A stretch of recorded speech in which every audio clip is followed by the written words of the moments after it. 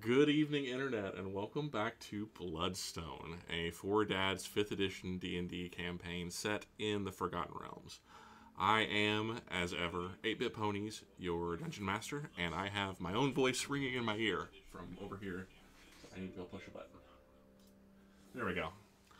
Good news is that the audio appears to be working this evening, so that's great. We will be jumping into tonight's session here in just a moment. Heck yeah! Hello to the four of the 5 members of our cast. Unfortunately, Drog is still traveling for work and is unable to join us again this evening, which is sad, but we will persevere and we will pull Drog and Sprout back in as soon as he becomes available. Just a little bit of business before we get started. As per the usual, our League of Legends streams this week will be on Thursday and Friday, 10 p.m. Central. We will not be streaming on Saturday, as I will be attending and running a live in-person D&D session with my second group that we're not quite streaming yet, but we're holding out hope that maybe that comes eventually. But it's always a good time playing with Olives and some members of my family and some other friends. And so apologies, there will be no Summoner Saturday this week, as it is being preempted for a campaign we're calling Fitz Fever. More information perhaps on that in another time. Want to say thank you once again to everybody who came out to our sponsored stream last week with Big Time. It was a very successful stream. We very much appreciate everyone who came out to play with us.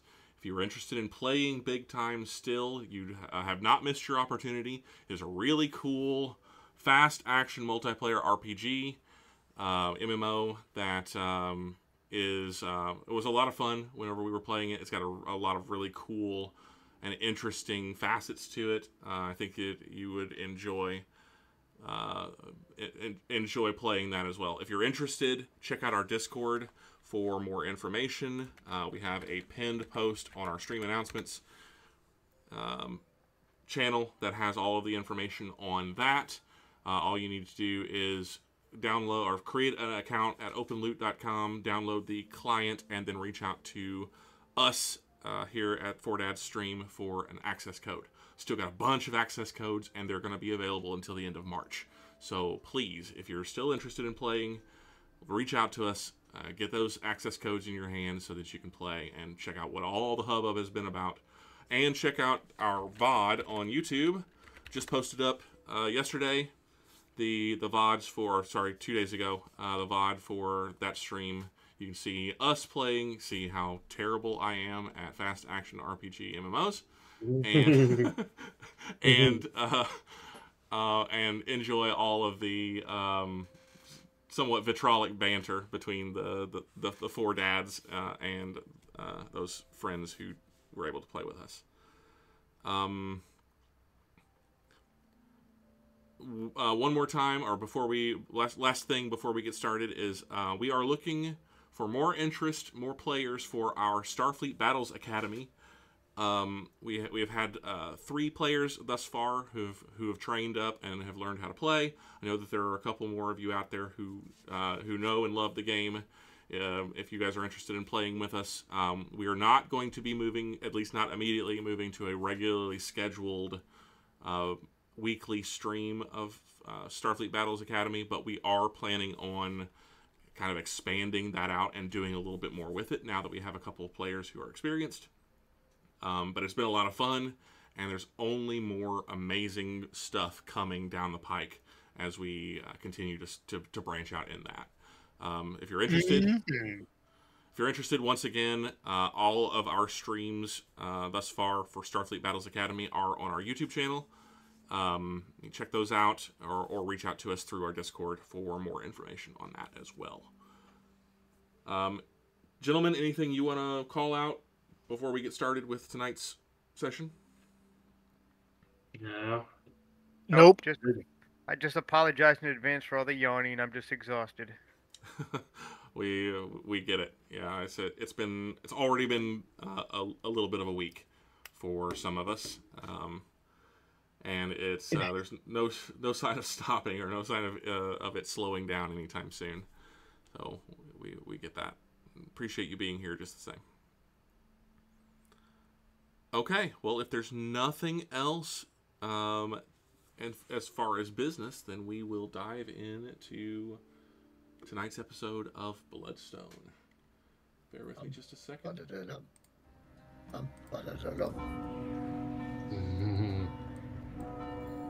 When last we left our intrepid group of adventurers, party's over, guys. The epic coronation / celebration for Eldrick Oaks, the new Baron of Morov, has come to a screeching halt. For more reasons than one, the party was crashed by a figure from the party's past, one Nelict, Archmage of the Citadel of Assassins, though he was not exactly what the party expected, or perhaps was no longer what the party expected. Somewhat out of sorts, perhaps. His main reason for being at the party was apparently to apologize to Eldrick for doing something to Eldrick that he cannot remember. It seems unlikely. Seems unlikely, but there it was. Nelict arrived, disheveled, out of sorts, and begging for Eldrick's forgiveness. Elsewhere in the party, a second visitation, Macaria was visited in her rooms by a figure, a creature who was able to shapeshift and appeared in the guise of several interesting figures from the party's past, including the little girl, a shadowy and mysterious antagonist from the early days of the Companion Protector's adventures, who was, I guess, their first real antagonist as far as the set of adventures goes. Indeed, they met way back 6 months ago in game time, in the hamlet of Ostriv, and had some dealings with. In addition, this creature took the form also of one Netheril, the mysterious and shadowy master who, will we say, raised and trained Macaria herself, as well as a couple of other figures. He, she, they, it were also appeared as Eldrick himself, as Iraya Dalharan, the daughter of thoros'l, and as Titus Oaks, the father of our good excellency Baron Eldrick. Somewhat taunting, somewhat I don't know, expositing or lore dumping, I suppose, hinting at some destiny that would be arriving for Macaria in the very, very near future. That all the pieces were coming into place, and she would meet or reach or achieve, perhaps, her destiny in the very near future. While all that was going on, the party, somewhat removed from the celebration, as everyone kind of comes back together to report what they have found, what they have seen, and sort of get themselves back together and get this information disseminated throughout the group, the sound of bells began to sound elsewhere in the city, and members of the or attendees of the celebration that are also high-ranking members of the defense of the city come into the chamber where the adventurers are discussing, and request the immediate attention of His Excellency Baron Oaks out in the courtyard as the party goes out they find that Marshal Sebastian Killian has effectively stepped out to take over control of the celebration and is coordinating a swift and orderly exit of the premises, as the bells in the distance mean some dire emergency or dire fate for the city of Heliogabalus. As we pick up this evening, we'll pick up right where we left off, as Eldrick says as the kind of speech from Marshal Killian wraps up, and he turns to face the approaching companion protectors emerging from the home. Eldrick says, "What?" to Marshal Killian. Where do you need us? The Marshal, with that's the same kind of placid look on his face, very calm, very not exactly serene, but very calm and very intense all at the same time, takes a beat, kind of takes in all of you as you're coming out of the residence together. Says, "Your Excellency," and he gives you a little bow. He says, I'm certain that you overheard. My apologies. It is imperative that we evacuate the notables from your celebration and abscond with them to safety. It is unfortunate. It appears that some danger befalls, and at this moment, High Marshal Constantine is taking over. He will be responsible for seeing to the safety of all personages of import in attendance, and seeing them safely to Palace Hill for their protection. Eldrick kind of waves that away. No, certainly, I have no doubt you all are excellent at your jobs. I mean, the city needs to be defended. Where do you need us? He kind of cocks his head for a moment. He says, "Your Excellency, that is to include yourself. It is imperative that we evacuate you and make sure that you are ferried to safety." That he kind of doesn't gesture with his hands, but kind of gestures very briefly with his eyes to the coronet that you're still wearing for after your coronation ceremony. That particular piece of jewelry comes with it a great deal of responsibility. And while I have no doubt that you and your companions are ready, willing, and able to assist in whatever matter this may be, it is more important that you and your family come with us to safety.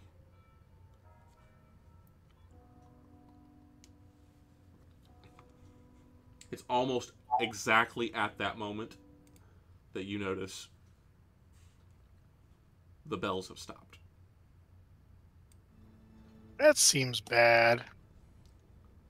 Do I recognize the specific pull of the bells, right? Because, like, I suspect there's a different ring pattern for, like, invasion versus, I have no idea, dragon, maybe? Go ahead and make a history check, I guess. Well, he's doing that. Eldrick. Can I clock Miranda? Or, can we get a feel for who all is in the room and how people are moving out? Is Miranda still there? She, go ahead and make me a perception check. Sure. Gonna be a 12 on the history when he's done with that. 14. You don't see Miranda at all. There's a fairly massive press of people that are moving quickly and quietly for the most part. There's a murmur that's going up, some kind of nervous chatter, but for the most part, you're hearing what sounds like soldiers, and specifically the High Marshal himself. They're shouting orders, or maybe not shouting orders, but definitely giving orders in an upraised voice making sure that everyone is moving quickly to the exit and are following the instructions to effectively vacate the premises. But if you're not seeing Miranda, it's very likely that number one, she doesn't wish to be seen, and she's already moved to more of a more of a Miranda-esque position, or she's already been evacuated. Right. Okay, I'll keep an eye out for her, all the same. You similarly do not see Stana or Fionn or Diergo, who were with Miranda. You also, as you're looking through the kind of the press of bodies, you don't see Pardik. So all the people that you would expect to see kind of together, they're all missing. With a 12, Eldrick, no specific pattern that you recognize. Gotcha. Granted, in the 13 years since the end of the Bloodstone Wars, around about the time that these were installed in the first place, you can't recall ever having heard these particular bells rung, at least not throughout the entirety of the city.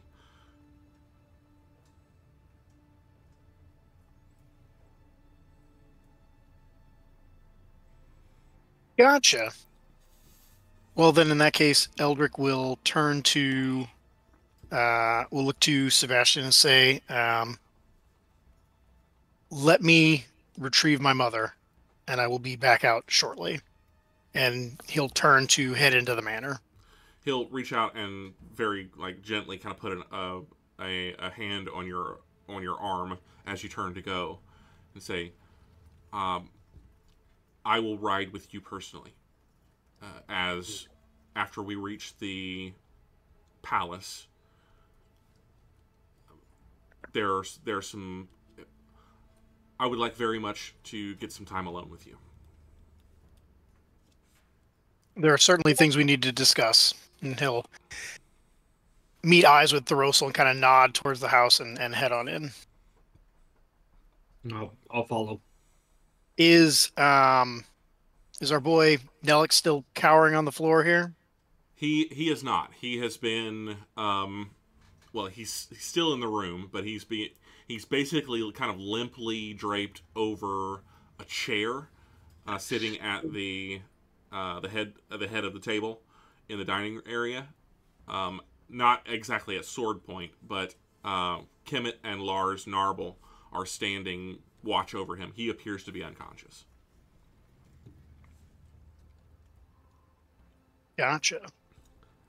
What would you like for us to do with this fellow, Excellency?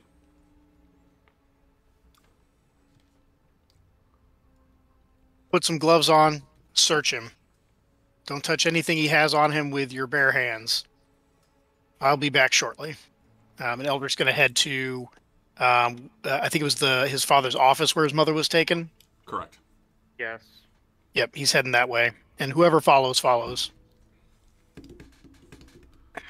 What are Makaria and Alanir doing? thoros'l was specifically noted as following Eldrick. What are the other two of you doing at the moment?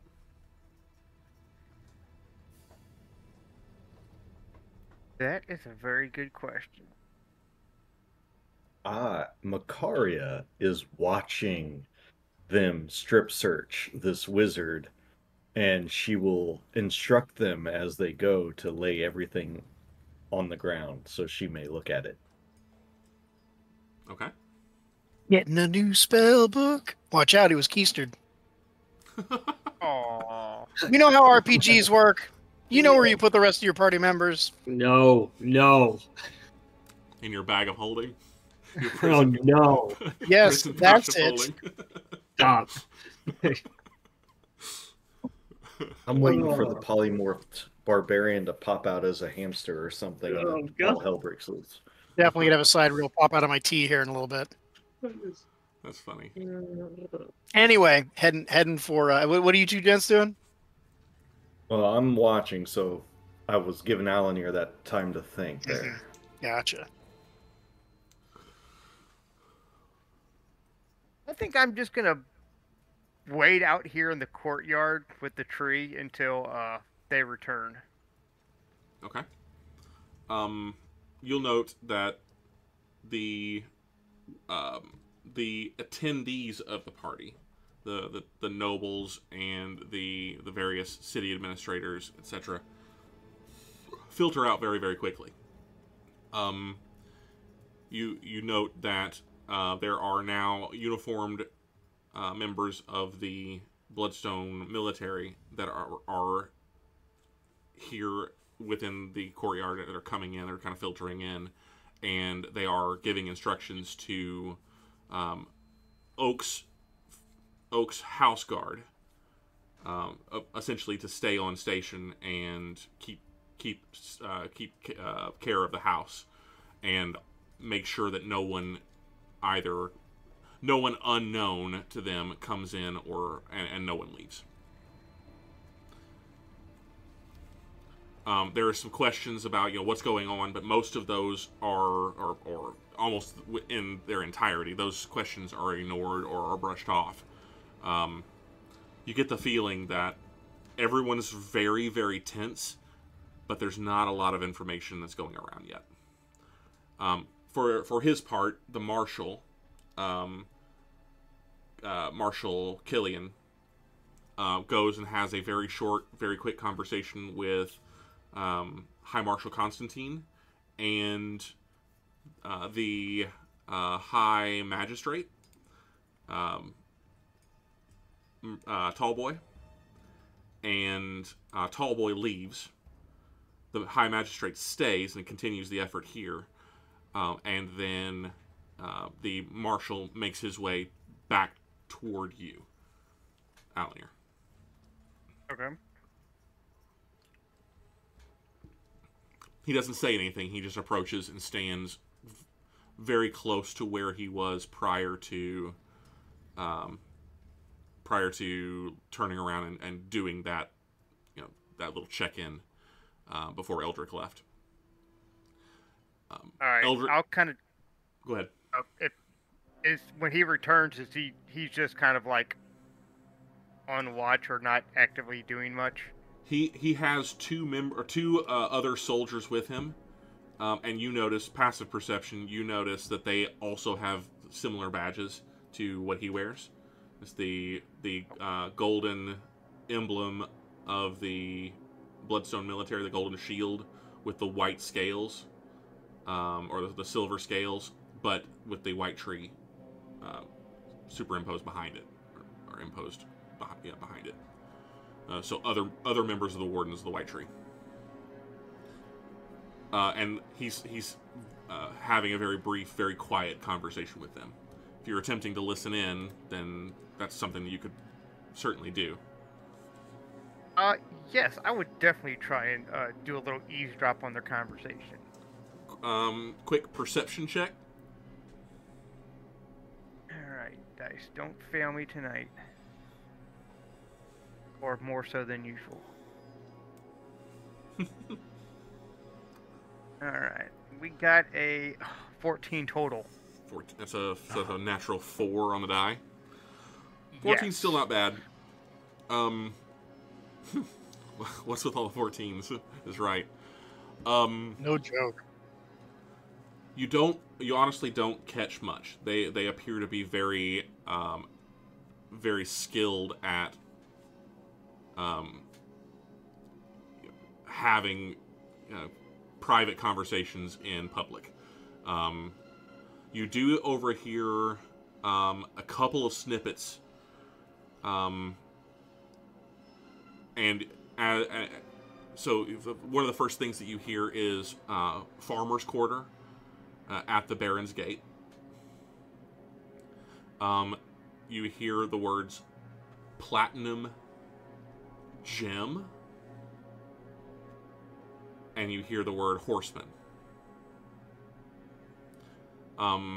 then there's a brief period where no one is saying anything, and then one of the two individuals that is talking to Killian cocks her head, almost as though she's receiving a message, like she's hearing something that the other two are not, and she leans in and whispers something additional to Killian that you don't catch. But you do see the overall effect that whatever it is that she said has on him, and he shifts a little bit. His shoulders kind of drop in pitch a little bit, almost as though he's relaxing.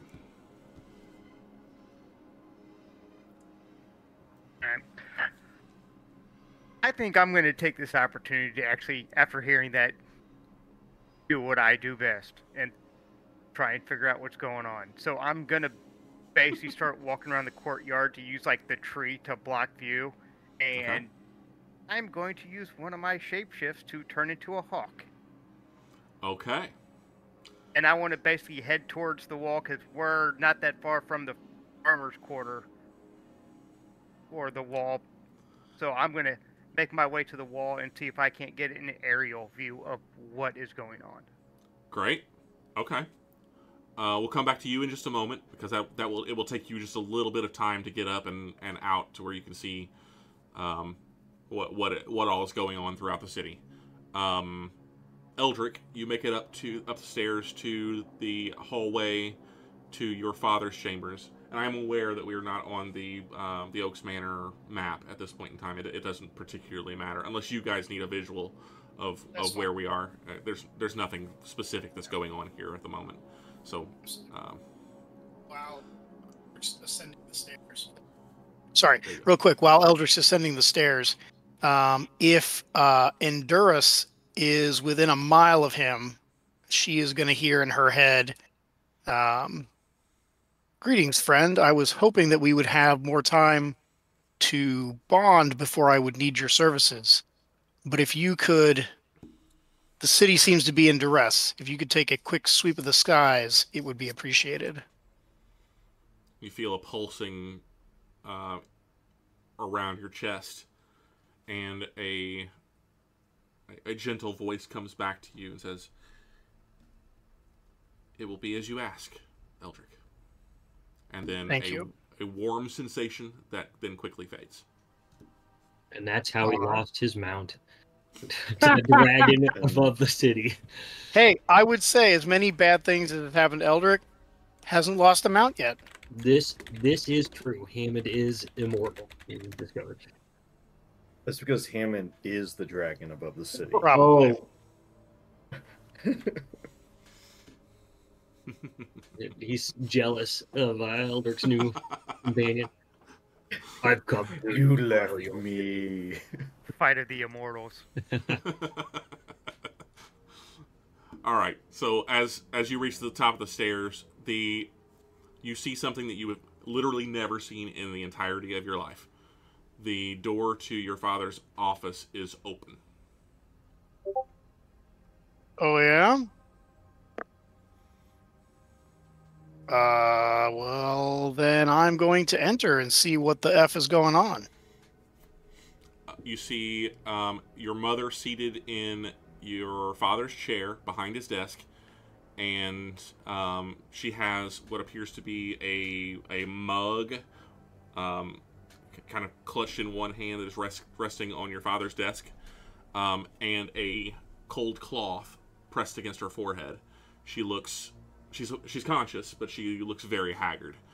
Durbin Holy is standing at her side. Almost her shoulder is very, very nearly pressing into his waist as he's standing next to her.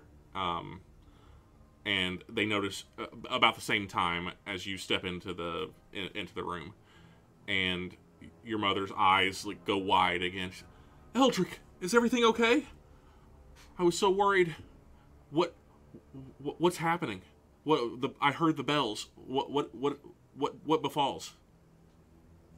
Eldrick will cross the room to the desk and he'll look to his mother.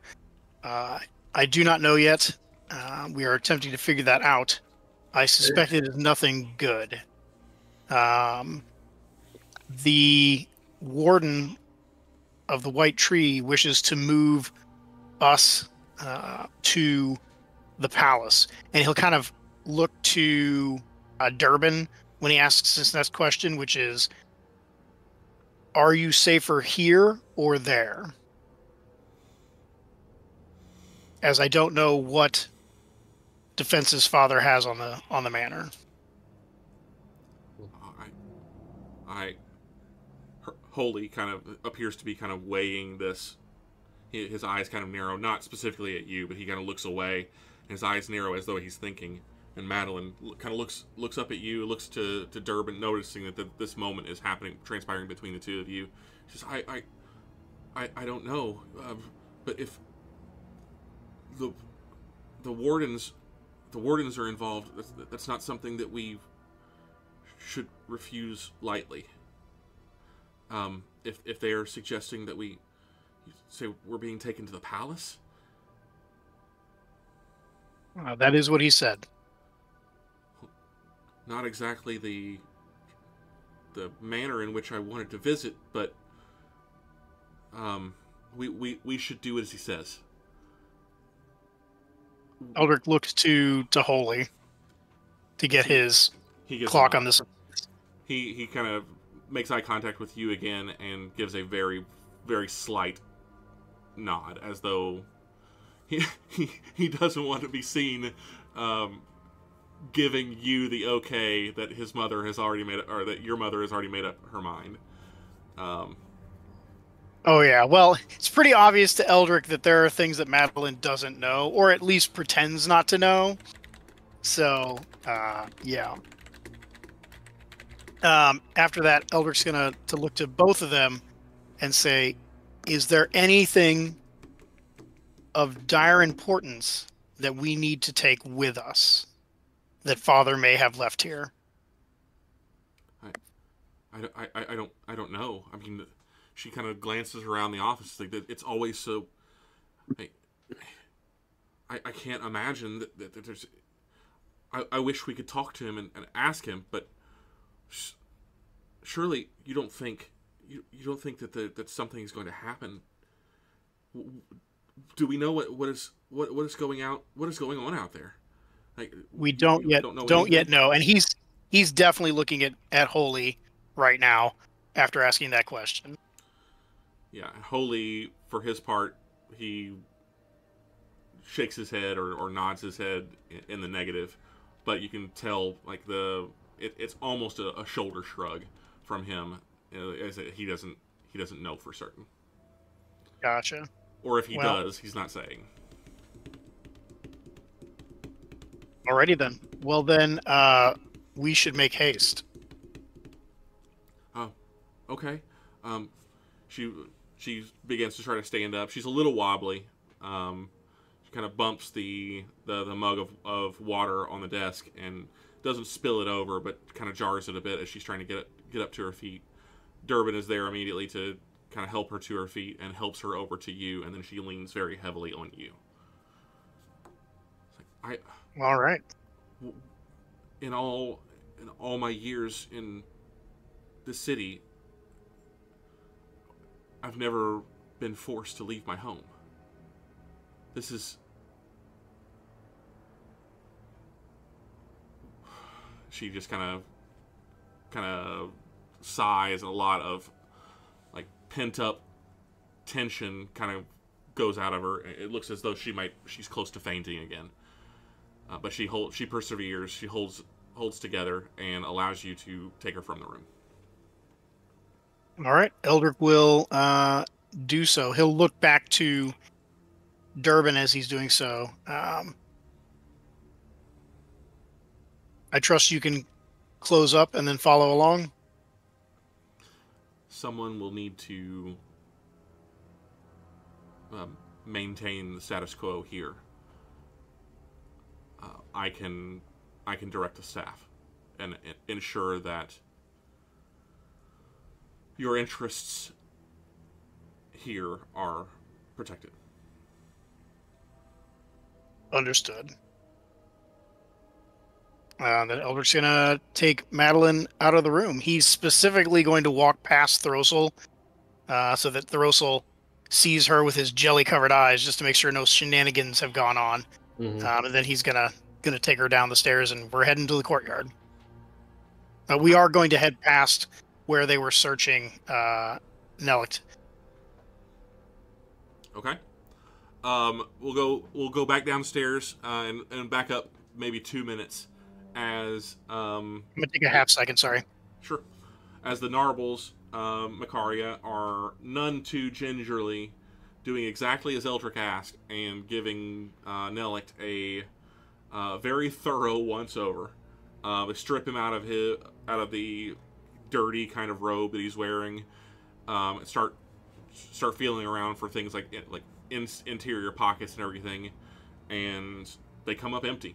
They kind of toss the robe over the table, and Lars specifically kind of glances to you and glances down at the robe as though it's a go ahead.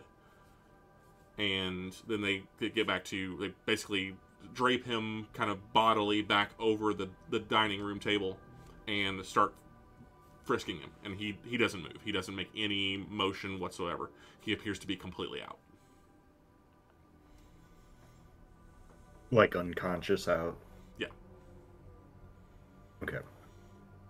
And if they come up empty, then then Macaria will kind of sneer, not spit at the ground, but just upset that wasted of time. Something should have been here if he was on top of the Eldric all the time. And she'll scan to try and find Alanir, because she knew he was around. And I'm assuming at this point that, right, he already moved away. And then kind of clicks her tongue again. So you step outside to look for Alanir, and you do a once-over of the courtyard, and you don't see him. But what you do see, looking back at you with a pair of very piercing, light, like almost ice blue eyes, is Marshal Sebastian Killian. You meet eyes for a moment, and you can see that as you step out into the exterior, you have his full attention. He stops, like he's in mid conversation with two aides. He stops, perhaps mid sentence, and his eyes lock on you. Not an unpleasant. Not an unpleasant expression on his face or anything like that. It's like his eyes don't go wide. He doesn't sneer. He doesn't frown. It's almost completely blank. He pauses in what he's doing to lock his gaze on you. Have you seen where Eldric went, sir? His Excellency, I believe, is retrieving his family for evacuation. Will you be accompanying us, lady? Oh, that, I guess, depends on Lord Eldric. I'm sure he'll want me close at hand, always by his side. Indeed. If you excuse me for just a moment, and I'm gonna actually try and step back and, like, kind of go around out of his eyesight so that I can pull a trick of my own. He makes no move to stop you. And I'm gonna go invisible. Okay. Great. So I will be casting a spell, but yes, I'll be casting invisibility. Oh, you guys. All right. What is Macaria doing? Apart from standing nearby. Macaria is left looking as the twins are still, quote-unquote, searching. Okay. Probably staring at him unfeelingly and unthinkingly. As you begin to cast your spell, she kind of turns to just glance like over her shoulder at you. And just looks at you very curiously as you vanish from sight. And she looks down at the ground and then turns her attention back over to what she was watching before, the search. Eldrick, as you are coming back down the stairs with your mother in tow, you're helping her very gingerly back down to the floor. You hear voices in the common room down below, or in the dining room down below, and you recognize it as the Narwhals. You come back out, and they have Nellict basically in his small clothes, stripped out of all of his overclothing, and he is just kind of draped back over your father's chair at the table, or at least the chair that is traditionally your father's, at the head of the table. He's just kind of limply just kind of laying back in that chair, and all of his clothing appears to be laid out over the table. Nothing else, just clothing? As far as you can tell. Kemet sees you coming and says, "Your Excellency, there's nothing here, apart from some very soiled clothing, and unless you're looking for a smell that we're going to have a very difficult time getting rid of, there's nothing here to be found."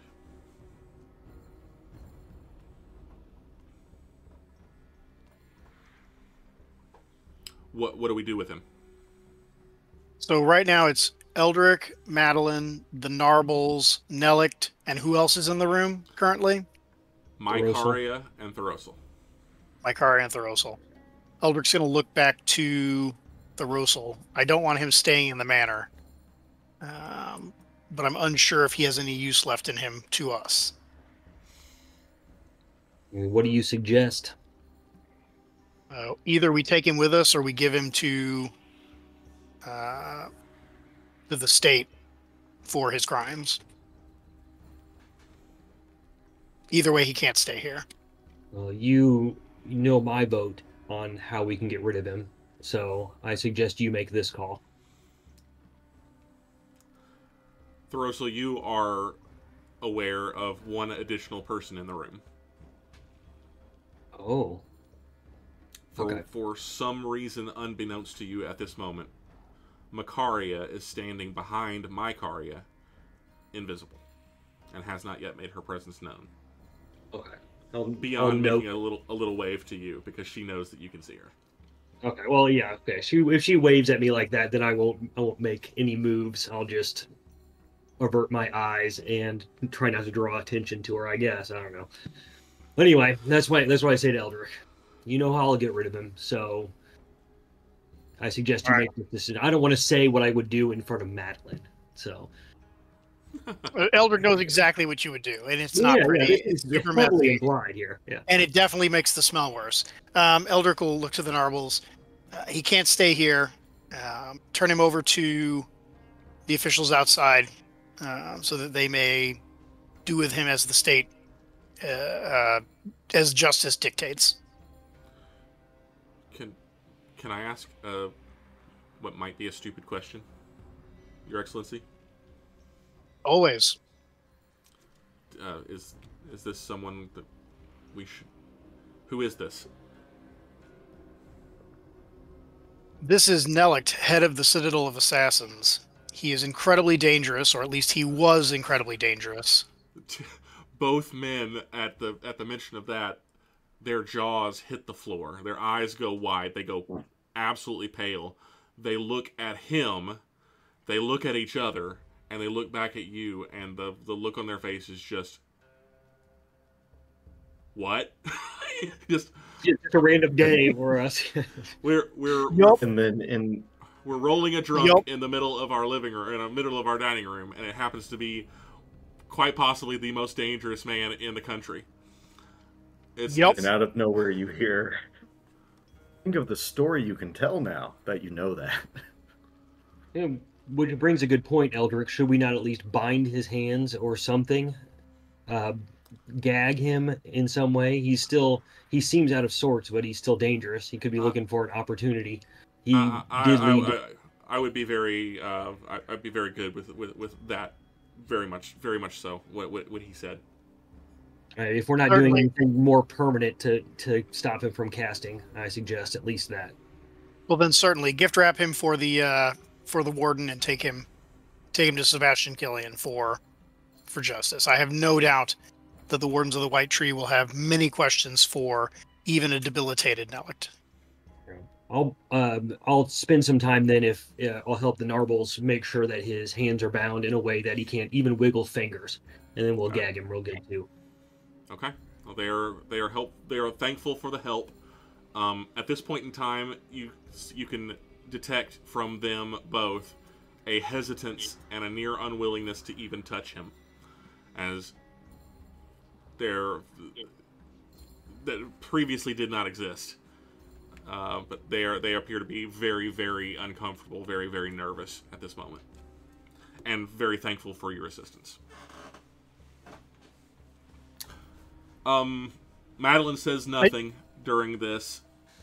She just kind of crumples into you, Eldrick, and just allows herself to be led. She's at not this point. unconscious. Eldrick just picks her up. He just picks her up. She kind of she holds on to you. You can tell she's had about enough of whatever this is. She's only barely here. And Eldrick will go ahead. Eldrick will look to thoros'l. Be quick, meet us out front. We won't leave without you. He'll look to Makaria. Please find Mykaria. He'll look to Mykaria. Please find Makaria, and the two of you need to meet us out front quickly. Does anybody know where Alanir is? He'll ask, knowing that the answer to the question is probably no. Now, my guess is he's taking care of everything else in the courtyard right now. Again, another voice, just an invisible voice. He stepped outside and disappeared. Eldrick looks around, not shocked at all, maybe a little startled. Well, thank you, disembodied voice. If you and your friend here could meet us out front in the next couple of minutes, that would be appreciated. And then he's going to head out the door with Madeline. All right. So we'll, unless there's anything specific from this point forward, we'll fast forward a little bit. You step back outside. There are people waiting. Go ahead. Eldrick is going to have a guard run up to his room and grab his pack and his the hammer he got from the smith. Got it. That's something you could have sent him on prior to going to get Would your have mother. probably done that almost immediately. Yep. Yeah. Oh, and one of the two. Never mind. One of the journals is in his pack. The other one is in like the side drawer next to his bed. That one will stay there. I know you've lost track of that, but I have not. I'll bring it up later sometime. It's funny that you think that I've lost track of anything. And it's funny that you think it's still there, so that's good too. I have no doubt that it's still there. That's not the big question with that thing. Anyway, continuing on.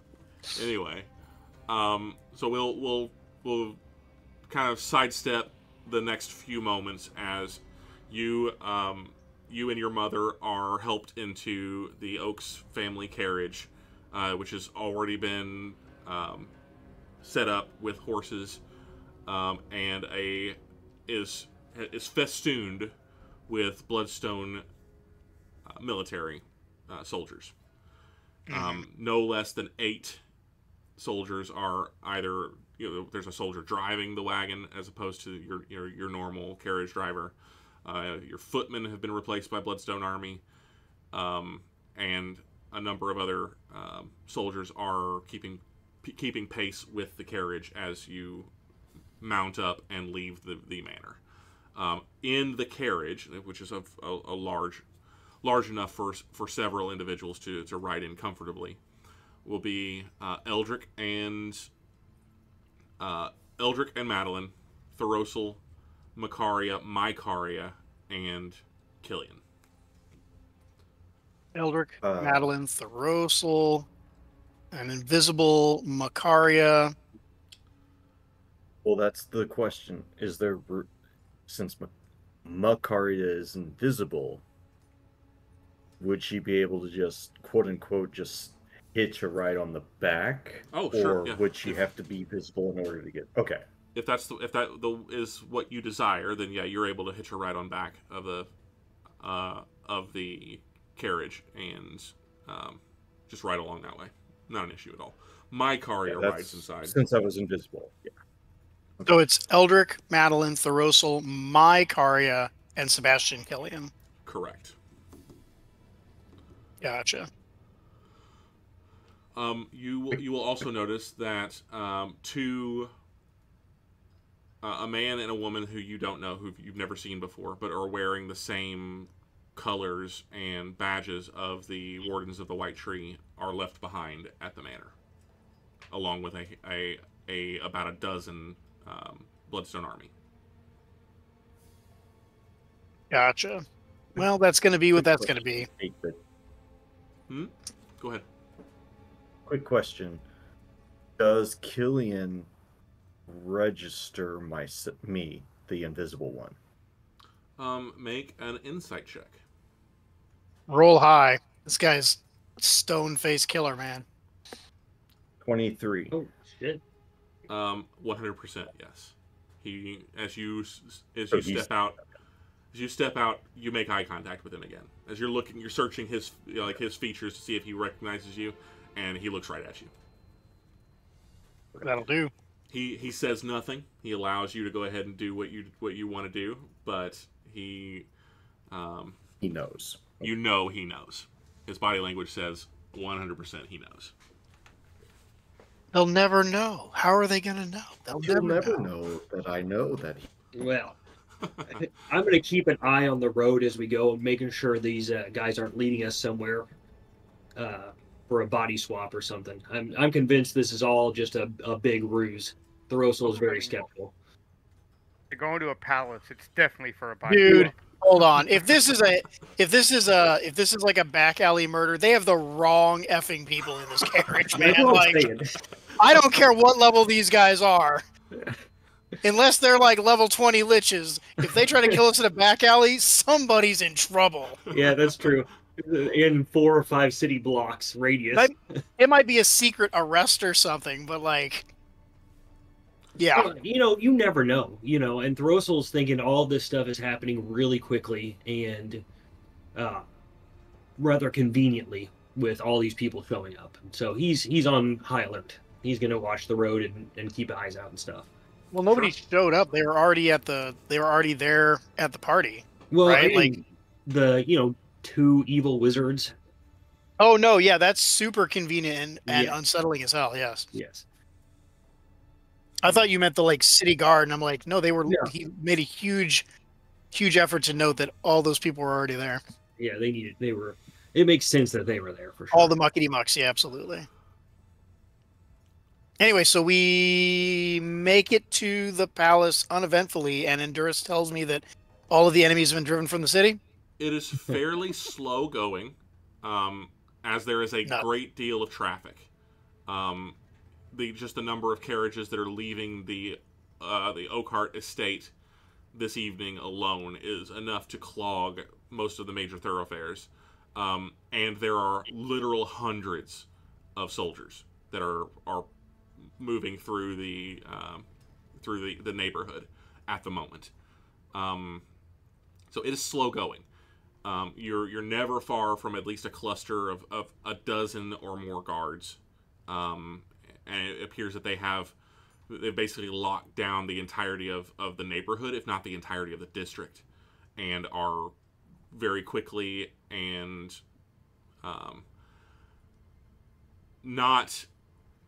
I don't want to say not carefully, but they're not making any secret about what they're doing. They're strong arming other carriages out of the way, clearing streets so that the procession from Oakhart can make their move very freely, and they're doing it in a very strong arm fashion.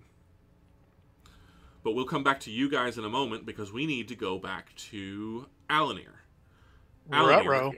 Takes flight and heads up over the Rise district first, winging his way to the west toward Dawn Gate and the Baron's Gate, heading northward out of the city.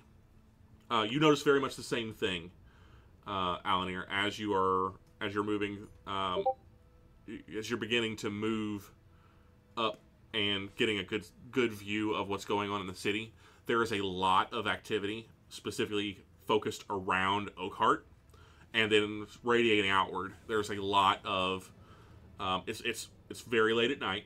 The city is always fairly brightly lit, but there are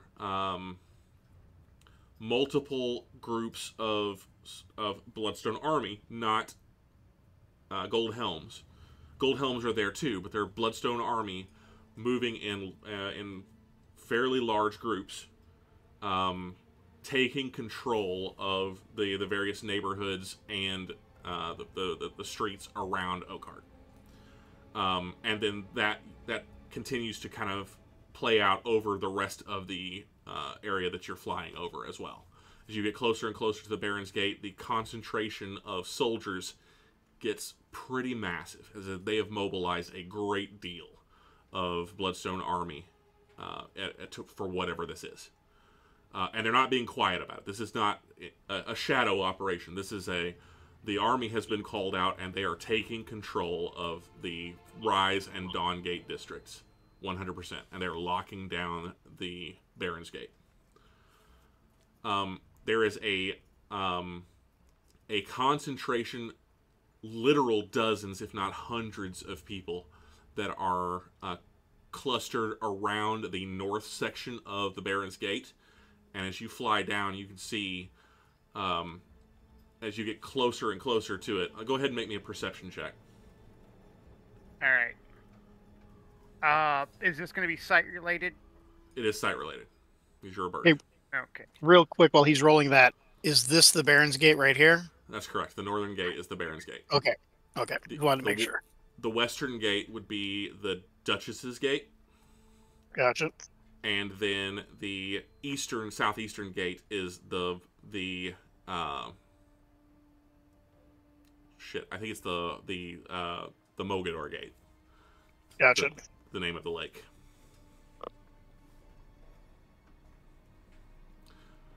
Go ahead, Alanir, with your you get Sorry, advantage on that, right?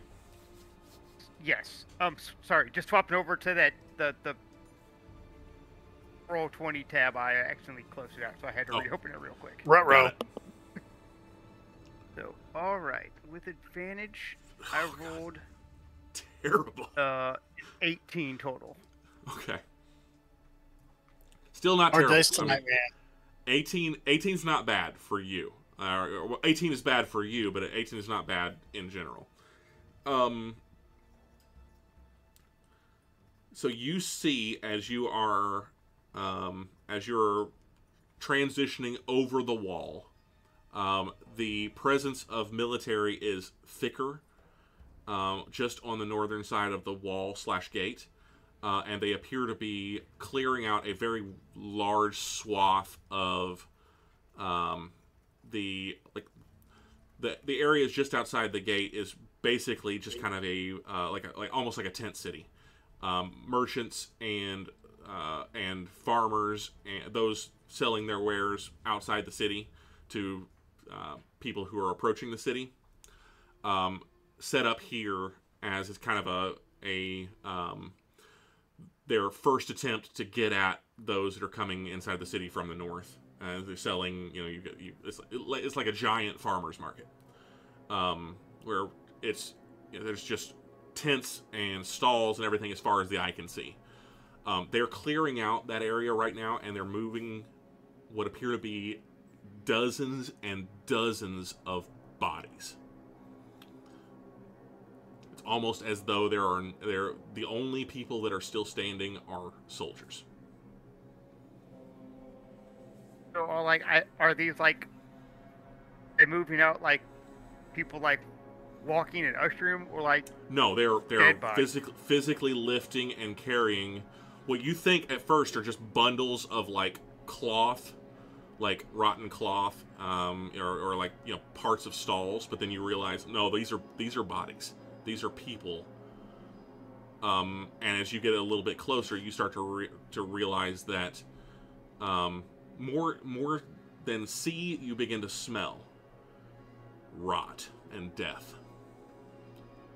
And you begin to notice that the kind of the bodies that they're carrying appear to be in various stages of decomposition. Then you start to notice the area around it, and literally everything for like a 2 or 3 block radius. You know, everything, the stalls, the contents of those stalls, the stalls themselves, the canvas and everything around it, all appear to be rotting.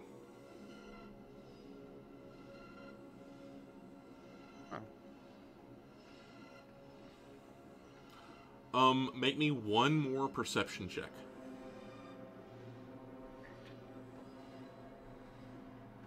And this is going to be another sight-based perception check, so you get advantage one more time. All right. Okay, never mind. And Dice are just not with you today. And that's okay. nope. Going 18.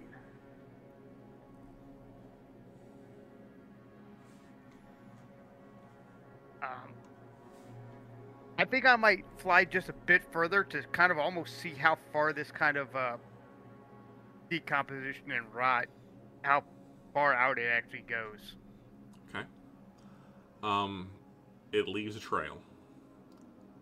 So the farmer's quarter stretches out for almost the entirety, like at least as far in out from the city as the Dawn Gate district stretches into the city. It's a fairly large. It's not as densely populated. The buildings are not as closely clumped together.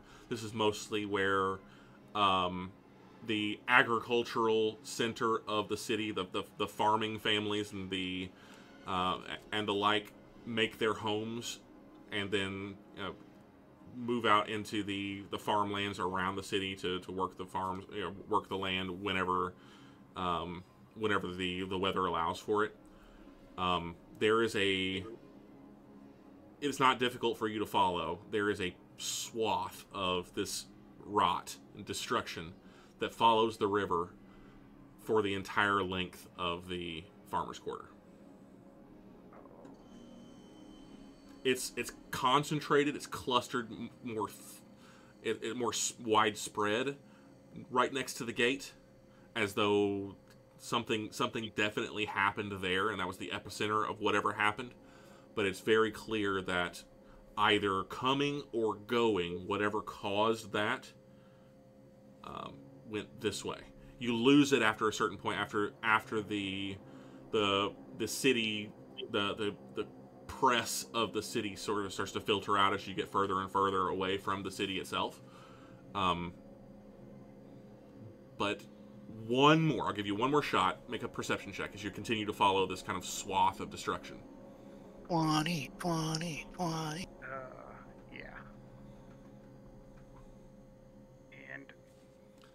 And There it 23 is. total. There it is. Okay, so just at the outside, like, so it's dark and it's late. And so just at the outside edge of your vision, as you're looking out, you're trying to see what exactly is going on. Quarter mile, maybe even as far as a half mile out, you see a brief, faint flicker of a kind of bluish light off in the distance. It's far. It would take you a lot to try to get closer to it and catch it, or get closer to it to see what is emitting that light. But you can just very, very faintly, a very pale, kind of bluish grayish radiance in the distance.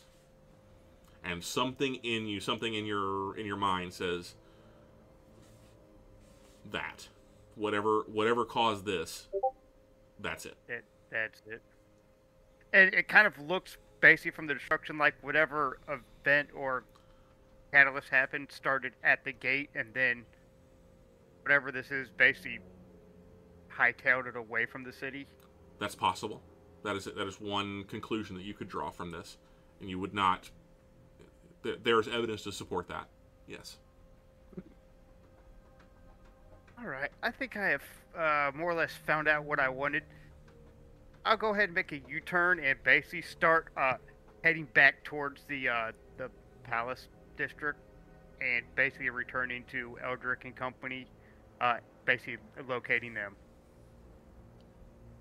Okay. As you turn back toward the city, you see another light. It is a kind of like a silvery radiance. Just maybe 40 or 50 feet above the city, approaching you very rapidly. Still far away, but a very clear, much brighter than the light that you're seeing way off in the distance. But something maybe 50 feet above the ground, stands out above the lights of the city itself, and is rapidly approaching you. I'm still a little ways away from the wall, right? Correct. I'm just turning around to head. You're maybe a quarter mile away from the city at this point in time, but you spot this very bright, kind of silvery light breaking away from the lights of the city itself and heading in your direction.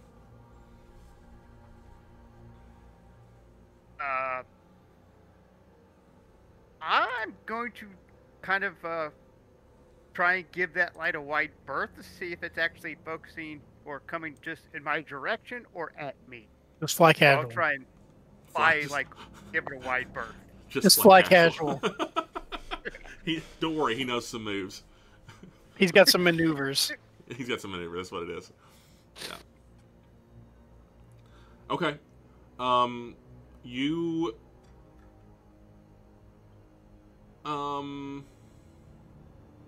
You are able to, so this light steadily approaches in your direction, but as you start to kind of give it a berth and fly out wider away from the city to where you feel like you're getting out of its path, it eventually passes you.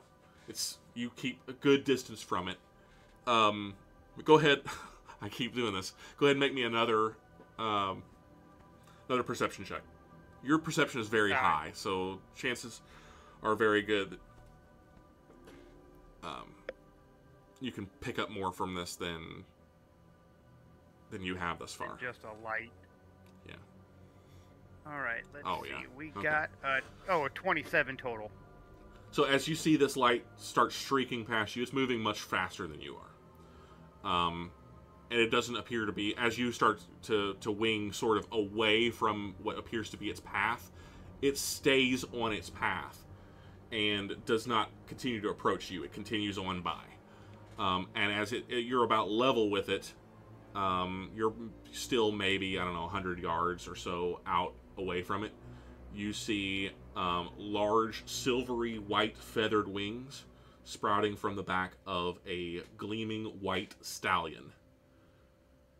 You recognize, oh, yes, we've met. It is a Pegasus. So probably at some point before I saw that and trying to get out of its way, I probably dropped some, white bird droppings. Some poor, unsuspecting individual down below just got a shower. Yeah, man, you were just not having a good day dice-wise. Of your 4 rolls, 8 rolls total, you've had 2 natural 1s and a natural 2. Yeah. Yeah, but anyway, yeah, you have a moment there where you recognize, oh, right. Okay, so what is Endurus doing out here? But Endurus does not seem to notice you, or if if he does, it is he appears to be with a 27. He appears to be following the same trail that you were. Is Endurus a he or a she? I thought you said it was a she. I recall it being a he. I will have to I'm go good back with and either one, confirm. man. You just let me know. I believe I don't want Endurus is a he. I don't want to piss off my magic horse. I'm just saying. We'll say until I can find evidence that I said otherwise. We'll say Endurus is a he. I accept. All right, and then I will basically continue back with my plan of heading back towards the Palace District and trying to find Eldrick and company. Great. Okay, You you have were aware. he written down. Okay, cool. Thank you, fam. So Endurus is a he. I accept. Alanir, you are aware that it was Eldrick's intention to be taken to Palace Hill. You are familiar enough with the environs around the palace that you can find your way there. Not an issue. Eldrick and company. It takes some time as you're not being driven hard. They're not putting the horses to the lash. You know, they're not galloping down the streets of the rise. It's not the neighborhood to do that in. The streets are well tended, but they're not intended for quick movement through the city. You're steadily taken toward and then into the Palace District, and you can kind of gauge your progress, watching out the windows of the carriage itself. You pass through the Coin Home District, or down south into the Coin Home District, and then around about here is the gate from Coin Home into one of the gates from Coin Home into Palace Hill. And so you head there, and then you're skirting around the base of the hill to the east and to the north, to where you start actually trekking up the hill toward the palace complex. You are part of a long procession. Once again, there appears to be a number of carriages in front of you that are essentially in the same direction, and still you're passing just scores and scores of Bloodstone army or Bloodstone military that are out in force. And as your carriage rumbles through the gate, you hear more than see the gates close behind you. As we're going through the gates, Eldrick is going to use his mental message ability. Thank you, Ambulus, to ping thoros'l. Where on this cart is Makaria? Did she make it on? Can't be sure, but I assume so. By now, What? as you guys are having this kind of internal conversation, you hear you've traveled in almost complete silence up to this point. There's been very little conversation, but you do hear the voice of Sebastian Killian kind of in the darkness say, by now you have likely surmised that those bells equated to some sort of attack on the city. It is a given with your reputation and the lack and the sudden disappearance of your druidic companion that you are likely already beginning to gather the same information, or at least similar information, as to what I am being told. And so I will speak plainly. We are not yet entirely certain of what led this attack, but the Farmers' Quarter in the northern section of the Golden City has sustained a great deal of damage and a large loss of life. The attacker appears to be some form of powerful undead. We are unable to gather much more than that at the moment, as there were very few survivors to tell the tale. Did they breach the city walls? That did not appear to be their goal. What could they possibly have wanted in the farmers' district? That is a piece of information that I am very much interested in as well. There is one witness that I believe will be able to give us a good deal more information.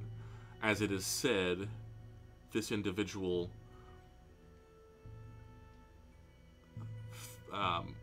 was face to face with the attacker. Again, my information, I am being delivered small pieces of information as that information is gathered, and I do not yet have the full story. But I recall seeing this individual at your celebration this evening. One of your companions, as I recall? Bardic. In Eldric's head, he's going, not Pardic, not Pardic, not Pardic, not Pardic. Miranda. He stands out a bit. We will... thoros'l. What? Wait. You aren't referring to Sprout, are you? The tall furbog? He gives a nod. Slow train crosses the finish line. Yeah.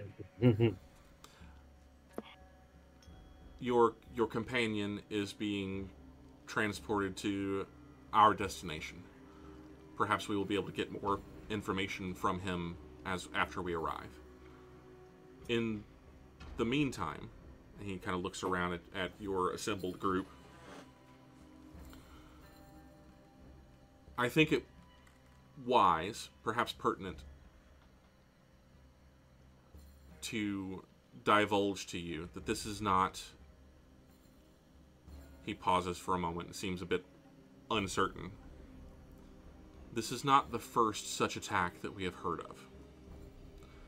While the Golden City has yet to be the subject of these attacks, we have heard rumors and found evidence of similar phenomenon elsewhere within the kingdom. We've been tracking a number of individuals, creatures, entities of unknown strength for some months. Though this is the closest that we've ever come to actually spotting one. I have to ask now, have you any prior knowledge to an attack of this nature? A powerful undead creature seemingly with the ability to control and interdict the lives and the vitality of all those around it. We have encountered powerful undead creatures. I don't know that we have encountered any that have such an aura that you speak of. At least not that they used upon us. In Merimidra, we did encounter I'm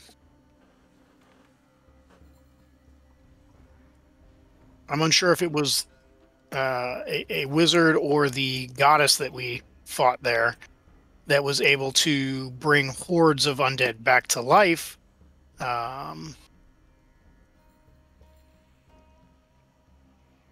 that sounds a bit different than what you're speaking of here. He nods. I would like to speak in length, or at length, about exactly what it is that you and your companions have been doing these past 6 months. As, well, there is very little while your reputation is growing, there's very little factual information being shared, or at least verifiable information being shared. Though I feel that it would be good for my office and your consortium to perhaps compare notes to some degree.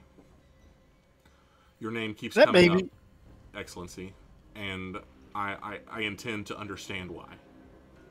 Fully. Oh, I assure you it will continue to come up. He looks straight at the thoros'l and says, just to double check, this man is who he appears to be, yes? As far as I can tell. Good enough for me. Warden, I would be happy to... not Warden, I'm sorry. Blah, blah, blah, blah, blah.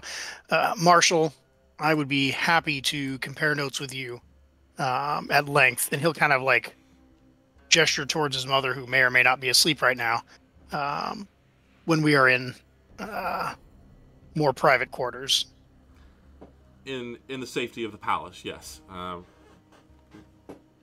And almost on cue, you start to hear shouts from outside, and the sounds of soldiers essentially calling back and forth.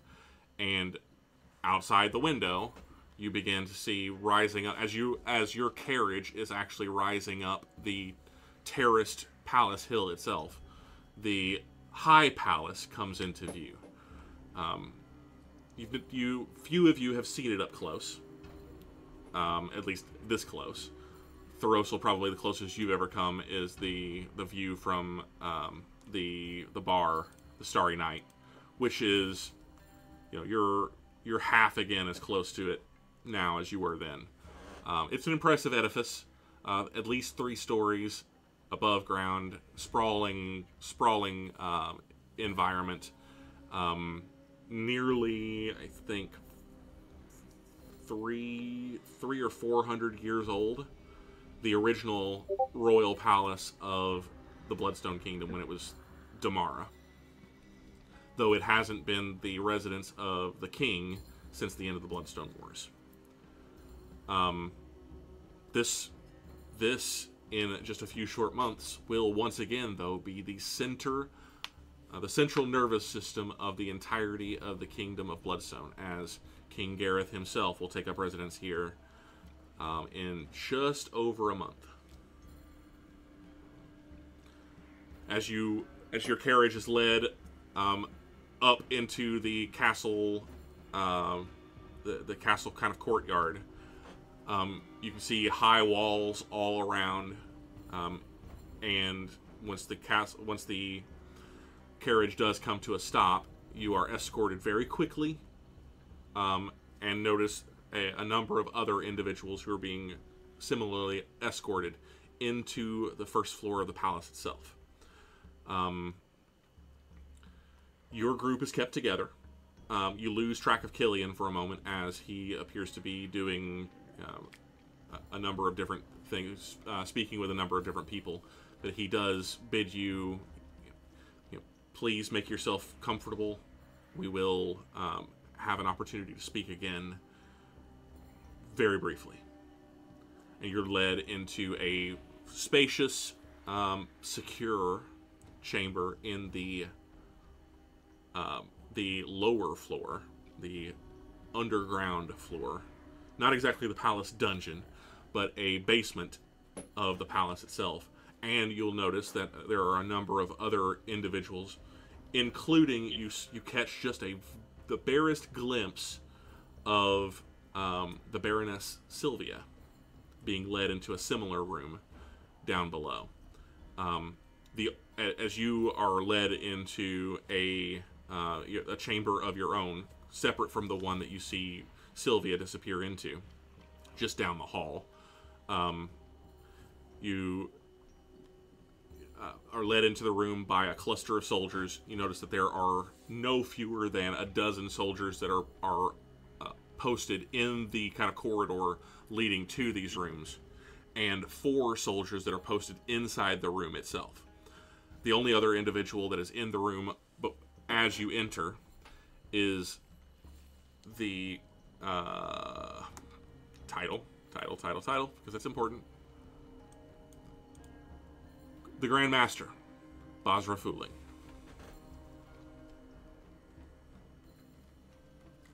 She is standing away from the door, kind of in a pose similar to this, with just kind of her hand kind of on her chin, her chin kind of resting in her hand, and she appears to be in deep thought. And she looks a little bit on the not nervous, but concerned. And she kind of glances at you, and her posture kind of changes. She says, Your Excellency, I'm so glad to see that you made it. Please, be at your ease. We have a great deal to speak about. That seems to be going around lately. I just spoke with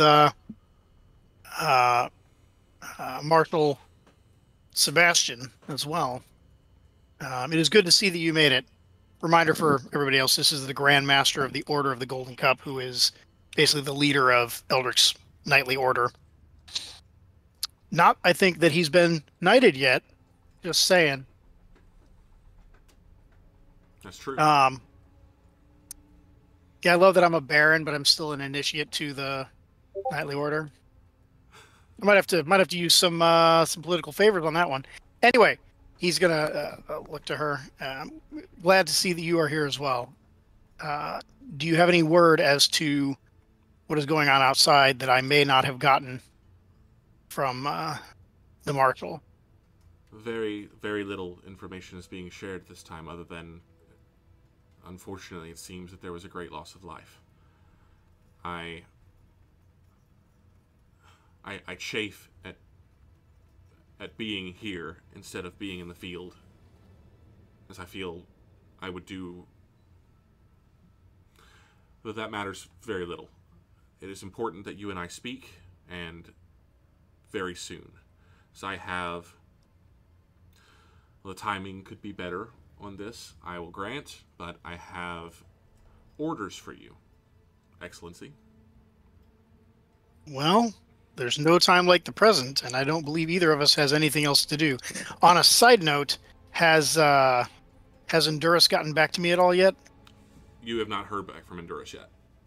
Gotcha. All right. Well then, no time like the present. I did not have an opportunity, and there are refreshments laid out. There are a number of different like sofas and chairs, small tables, things laid out for for you to take your ease. She walks over to a table and pours herself a glass of what appears to be water, or perhaps a very, very crystal clear wine, and she pours 2 and offers 1 to you. I suppose before I dispense with the providing you with your orders, I should ask. Did not have the opportunity to do so at your celebration, but have you given your ascension? Have you an intention to maintain your status within the order?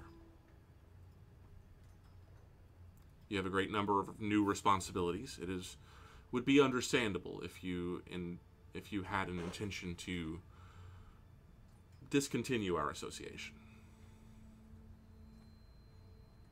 Both the Church of Ilmater and the Order of the Golden Cup are near and dear to my heart. Given that you might take into consideration my newfound responsibilities, I would greatly appreciate continuing my membership. I think that the Order has much to offer the Bloodstone Kingdoms, and I would see it done. It both gladdens me and pains me to some respect that is the case. that there is so much need for us in the Bloodstone Kingdom that a newly exalted Baron would deign to continue his association with us. Both speaks greatly to your character and to the deep pain and suffering that exists in this realm. I thank you. While it will still be some time before you are afforded the specific orders of a Knight of the Order, as it has been made very clear that His Majesty himself wishes to be there to knight you. Unfortunately, must be the bearer of some very bad news. And the orders that I spoke of just moments ago. While I am uncertain as to the impact that this new state of affairs in the city may have on this situation, I did come to Heliogabalus to deliver tidings from His Majesty, and a task requested of you specifically from the king himself. Here it comes.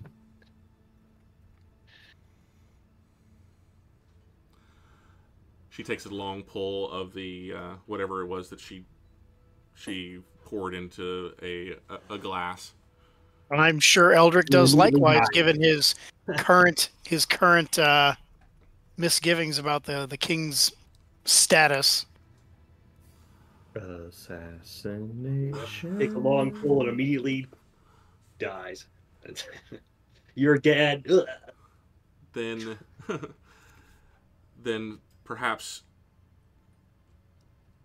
we should wait for the Marshal.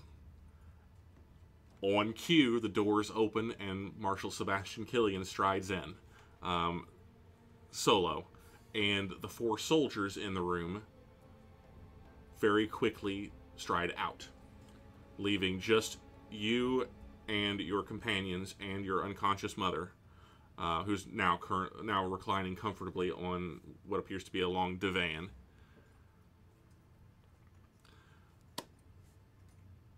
And he says to Basra, he says, "If I may, Grandmaster, please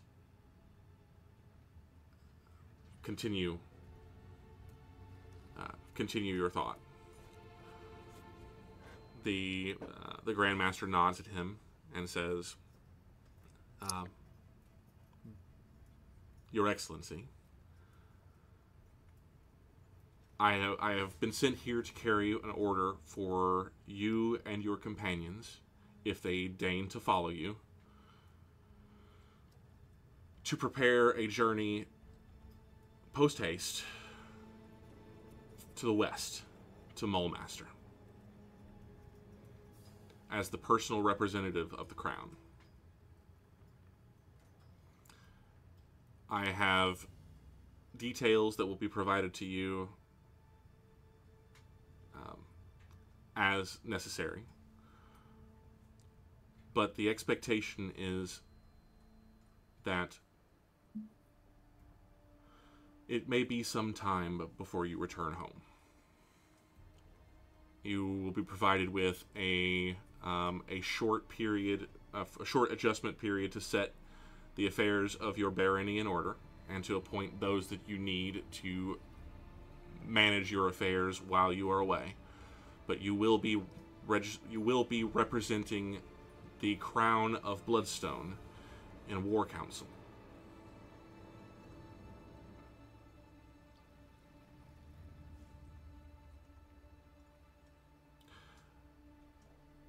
She waits for a moment, as though she's trying to choose her exact words.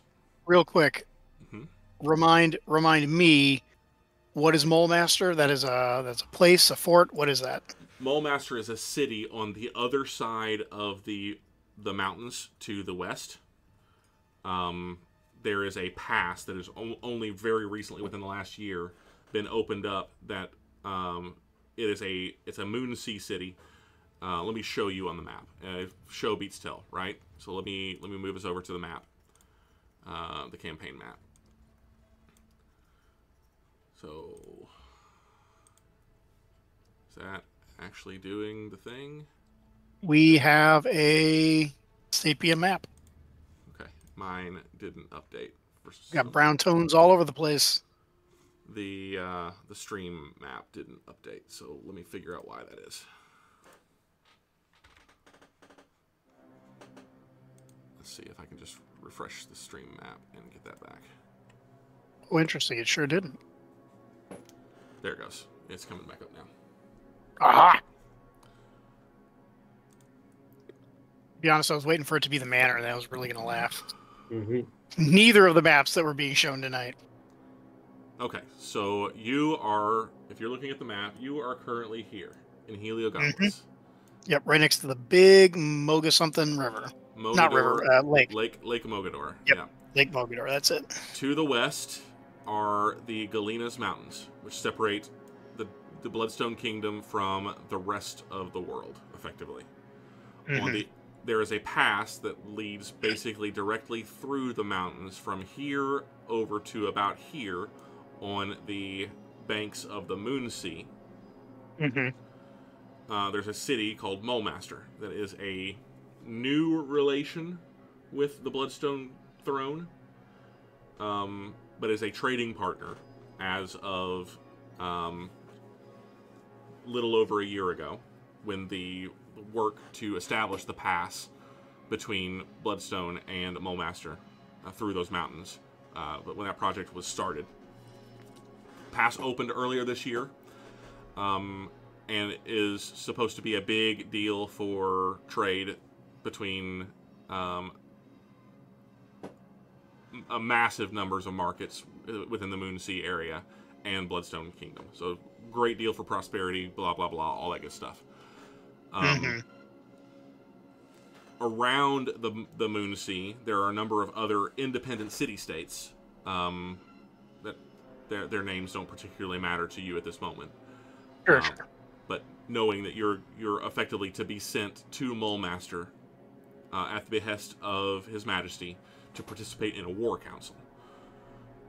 And then the Basra continues, or Grandmaster Fooling continues. Mm-hmm. It seems the Bloodstone Kingdom, together with the city-states of the Moon Sea and the Lords of Empress II, ride to war in Thar. In Thar. And that is where we are going to end tonight's session, as it is after 10 o'clock. Oh, but that's so far away. It's actually not that far away compared to some other places. It's pretty Thar. It's pretty near. Thar. I mean, isn't it just north of the Moon Moon Sea, right? Like, is that place just north of the Moon Sea? Yeah. Thar is effectively right here. Oh yeah, it's just literally just north. As a reminder to you, specifically, That's where my dad's Elder, supposed to be. Yeah. Yeah. He's Dad over is there supposed somewhere. to be over there. Glister, which is one of the smaller cities or towns of the Moon Sea area, Which is where I was told he was. Yeah. is on the other side of Thar. But Thar is between it and the Moon Sea. Gotcha. Anybody can make me either a straight up intelligence check or a history check. It's gonna be history for me. And to get a little bit more. Oh, Nat 20. There we go. There you go, thoros'l. 25 total for Elder. 10. 10. My meandering as a mercenary for a century is paying off. Yeah. You've been some places. You, thoros'l, you specifically have been some places. You are you're familiar with some other notable Moonsea cities, like Melvaunt, Thentia, Flan, and Zintel Keep. Haha. Okay. But that is where we will end tonight's session with that information relayed. We will. Oh boy. We will pick Oh up. boy, indeed. We'll pick up next time with, well, what does this all mean and what happens next. The companion protectors ride to war. Join us next time. We'll find out. There's a whole bunch of questions I'm gonna have to ask before that. Like, I got questions about where these orders are coming from. Oh my goodness. And has thoros'l I'm ever not stopped riding a marching horse, to war? that's for sure. All right, well, that will be it for this evening's session. Thank you to everybody who came out to join us and enjoy this alongside us. Hopefully, we get Drog back next week so we can discover exactly what it is that Sprout saw or experienced, and answer some more of those questions. Perhaps more of your questions as well about, wait, what? What does this mean? Next time on Bloodstone. Remember, we will be having our normal Thursday, Friday stream this week for League of Legends / ARAM. There will be no stream this coming Saturday. Expectation is that the following stream after Thursday, Friday this week will be next Tuesday for more Bloodstone action. Thanks once again to everybody who came out. Thank you, cast. Appreciate you guys. Hope this was a good session for you as well. And we'll see you next time. GG's. Have a great day. Have a good one, everybody. Later, guys.